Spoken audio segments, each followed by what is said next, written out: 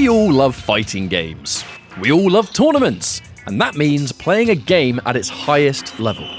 Typically, that means learning mechanics, matchups, and anything else that might help you get the edge you need to conquer your competitive foes. However, by doing so, the game is pushed to its absolute limit, and sometimes bugs and glitches are discovered in the process.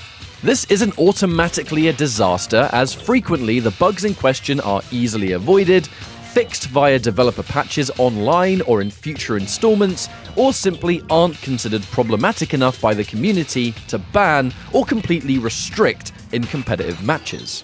In this video, we're going to highlight 5 unintentional Mortal Kombat bugs that were completely allowed in tournament play, whether or not they should have been, notwithstanding. We're starting this list with the most modern game entry here, plus it also feels especially appropriate, as this one was seen in tournament at none other than Combo Breaker during MK11's debut year. Number 5 is the throw brutality bug in the vanilla version of Mortal Kombat 11. Brutalities are a form of finishing move seen in multiple instances of Mortal Kombat. In MK11 they function as a less cinematic fatality, as specific attacks that, if used as the final hit in a match, will finish off the opponent in a flashy manner whilst being much quicker than a full-on fatality. Throws are an unblockable attack that can be escaped via hitting certain attack buttons at the right time. The bug in question was tied to specific characters that had a brutality finish on one of their throw directions, as in some cases, the brutality finish would activate before the window to escape would, making the throw untechable as well as significantly more dangerous. Seeing as most of the brutalities in the game were locked behind completing in-game content, this wasn't initially thought to have been a huge problem, as the vast majority of offline events used new accounts with nothing unlocked. Unless you played Scorpion, whose backwards throw brutal was his default brutality, and we saw used in Combo Breaker 2019. Mortal Kombat Armageddon. A game fondly remembered by many an MK fan for various reasons, whether it was the roster featuring pretty much the entire MK universe up to that point, a 3D action-adventure single-player mode, the team having a go at making a version of the other MK everyone talks about, plus many more. This game was massive, and with that often comes bugs that aren't found until the game has already been released. The one we'll be focusing on today was tied to the new to Armageddon mechanic, which is air combat. Air combat is a feature that let every character in the game expand on their juggle combos after launching the opponent into the air. And with a game made on this hardware and the roster size that the game had, this meant that many characters shared these air combat attacks, and players could tell by looking at them which version each character had and what their best options were. Unfortunately, every single one of these air combat options for the most part led to infinite combos, by cancelling the juggles in a certain way that they could be looped indefinitely, resulting in true infinites that could eventually end the match, whether it's down to damage, or in other cases because of scaling, a very long timeout. Fortunately, for the competitive crowd, this actually ended up making just about every character more interesting, and it expanded their combo game, which otherwise may have been lacking, as the community simply decided that the technique used for the infinites would be permitted. It would just be restricted to only a certain amount of reps once you start the combo. It's also worth noting that Armageddon gave each player 3 breakers to use whenever they wanted, which still gave you a handful of chances to survive, even if you were hit by one of these sometimes devastating combos. In classic Mortal Kombat, there's a technique that was discovered which took the meta of one particular game and changed it considerably, and that technique is glitch jabs. You can perform a glitch jab in all of the classic titles, but in Ultimate MK3, they were especially prominent for a number of reasons. But what is a glitch jab, and how do you do it? Basically, by performing a string of jabs, high punch or low punch, you can essentially hold down, back, and block at a specific time in between to make it so the jabs are coming out, but you block the moment anything would hit you. It's a totally riskless maneuver, but what it means is that you have to be really careful with how you advance, or even press buttons in general, as the opponent has put up this brick wall that you have to deal with now.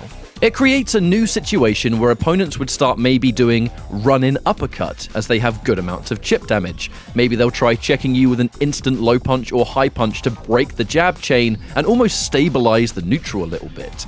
The thing is, every character can perform this technique, so if the opponent knows how to do it, you have to approach them in a totally different way to somebody that doesn't. If one player glitch jabs and one does not, there is a distinct advantage for the player who's using the technique. It's a mandatory tool to learn if you want to play Ultimate MK3 at a high level these days, and you will see it a ton in any competitive footage that you might come across on Fightcade or something.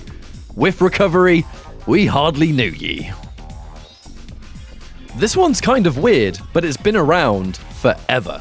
Once again, entering the classic realm, we have to highlight a bug that gets used in competitive and was a major reason certain characters were so problematic back in the early 90s. Again, we've seen it used in various ways across the different classic titles, but it's the very first Mortal Kombat that I want to highlight for this bug. Long story short, there's a certain situation where if you're standing up from being knocked down, there is a very brief period where you can't block. Some characters can take advantage of this and get a free hit after whatever it was they were doing. Situational, yes, but extremely broken. Sub-Zero, for example, can get himself a free ice ball in this situation if he throws you under the right circumstances. The slightly more technical version is that when an opponent is hit out of a move that they're doing, what we now understand as a counter hit, the internal flag that lets you block once again is reactivated a few frames later than it should be.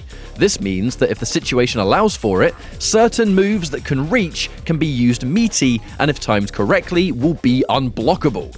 The single most ridiculous example of this belongs to Sonya, who is by far the best character in Mortal Kombat 1, in a huge part because if she leg grabs you on counter hit, she can simply and effortlessly loop the leg grab over and over again because you can't block as you stand up. This was the first practical touch of death across all revisions that we'd ever see in Mortal Kombat, so this bug and character example definitely belong on the list. Now, we can't make a video like this without mentioning the elephant in the room, and that is the guaranteed reset combos from Mortal Kombat 9. Typically, when you think of the words Touch of Death and MK9 in the same sentence, you think of Cyrax straight away. And whilst he was certainly the worst offender of this, Jax and Smoke had the same kind of problem, whilst not in quite the same consistency as Cyrax. Whether it was Cyrax guaranteeing launching bomb resets off a net restand, Smoke picking up unblockable EX smoke bombs after hits, or Jax guaranteeing looping OTGs in the corner, these characters all shared one thing in common. If they hit you and the meter allowed it, the round might be over then and there. This meant that daylight robbery was rampant. Deciding to break at a bad time could mean the end of the game on the next hit into a ton of salt, laughter, tears, all of the above, really. There has always been a debate to have regarding whether these should have been banned or not back in the day, but ultimately, these resets were here to stay, all whilst seeing competitive play with the resets in full swing. However, particularly for Cyrax, we did see patches drop a handful of times in an attempt to remove them, even though they would still come back, version after version, like the proverbial Terminator determinated. Oh my god. They would still come back version after version, like the proverbial Terminator determined to farm salt from the unsuspecting fighting game community. And that's it! 5 examples of unintended bugs that were allowed by the community in tournaments and competitive play. If you liked this video, please be sure to subscribe and hit the notification bell, and let us know if you'd like to see more videos like this in the future. Thank you very much, and take care.